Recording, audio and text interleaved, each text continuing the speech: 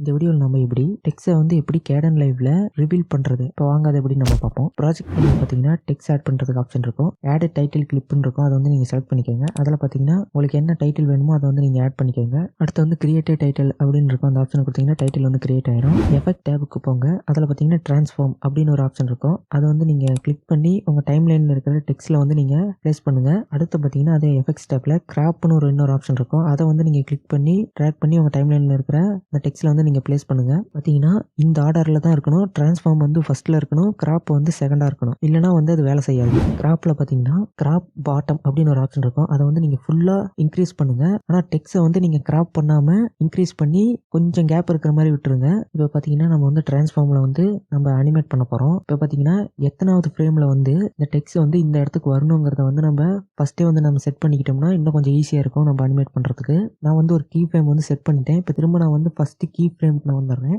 பார்த்தீங்கன்னா நான் ஒய் டைரக்ஷனில் வந்து நான் மூவ் பண்ணுறேன். இப்போ பார்த்தீங்கன்னா இந்த டெக்ஸ்ட் வந்து மறைஞ்சிருச்சு.